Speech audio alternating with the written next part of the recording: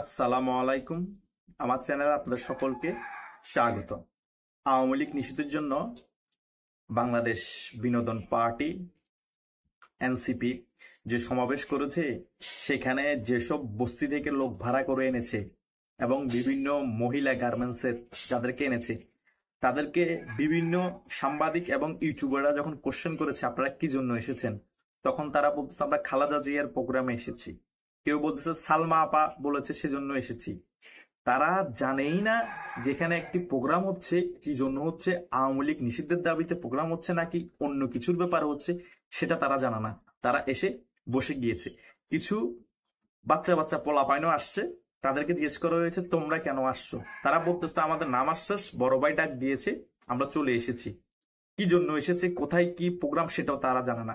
তাদেরকে দেখে মনে হয়েছে তারা গামখোর, অনেকদিন ধরে তাদের ঘামের টাকা জোগাড় হচ্ছে না। বড় ভাই বলছে তোদের ঘামের টাকা জোগাড় করতে হলে প্রোগ্রামে আসতে হবে, ওখানে যাই শুধু দাঁড়াই থাকবি, তোদের ঘামের টাকা হয়ে যাবে।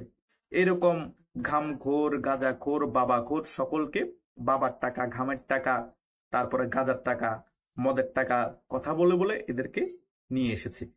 তাদের কথা হচ্ছে আমি এখানে গিয়ে দাঁড়িয়ে থাকবো, আমার ঘামের টাকা, বাবার টাকা, মদের টাকা উঠলেই তো হলো। তাদেরকে কোশ্চেন করছে, তারা বলতে পারতেছে না কাদের প্রোগ্রাম আসছে।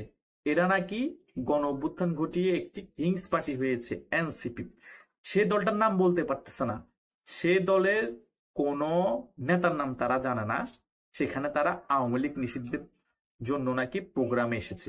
কারা নিষিদ্ধ করবে, কি জন্য নিষিদ্ধ করবে, কাদের প্রোগ্রাম, এটা তারা আসলে কি জানে? সেখানে বিভিন্ন তথ্য মতে সাংবাদিকই ছিল 400 থেকে 500, আর কিছু ঘামখোর ছিল বস্তির, কিছু গার্মেন্টসের শ্রমিক ছিল। এরা বুঝি আওয়ামী লীগ নিষিদ্ধ করবে? তারা নিজেরাই বলতেছে আমরা আওয়ামী লীগের প্রোগ্রামে আসছি, তারা নিজেরাই বলতেছে আমরা খালেদা জিয়ার প্রোগ্রামে আসছি।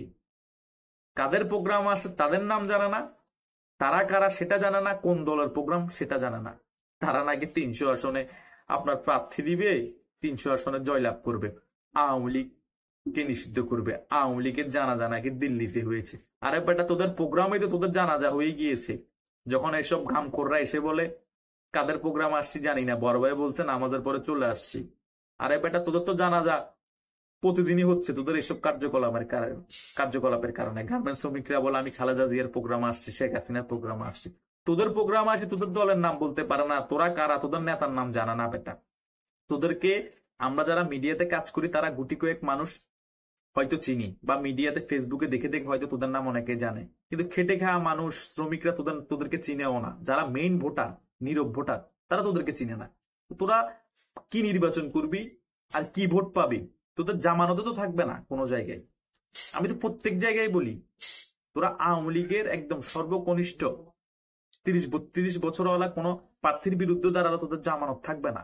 এটা 100%, এটা প্রমাণিত। তোরা ঘামকোদদেরকে দিয়ে এখন প্রোগ্রাম করতেছিস। সাদরিস আলম নাকি একটা দলের মুখ্য সংগঠক উত্তরাঞ্চলে, সে 100 মানুষ নিয়ে শোডাউন মারে। আরে বেটা, আমি প্রোগ্রাম করলো তো বেটা এমন এমন সময় গেছে 300-400 মানুষ নিয়ে শোডাউন দিছি সর্বনিম্ন। এটাই তো বাস্তব বেটা।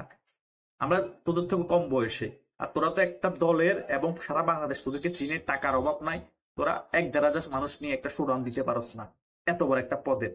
পল্টন থানা ছাত্রলীগ যদি একটা প্রোগ্রাম করতে বলা হয় আধা ঘন্টার নোটিশে, তারা তোদের থেকে 10 গুণ মানুষ নিয়ে ওই জায়গায় প্রোগ্রাম করতে পারতো।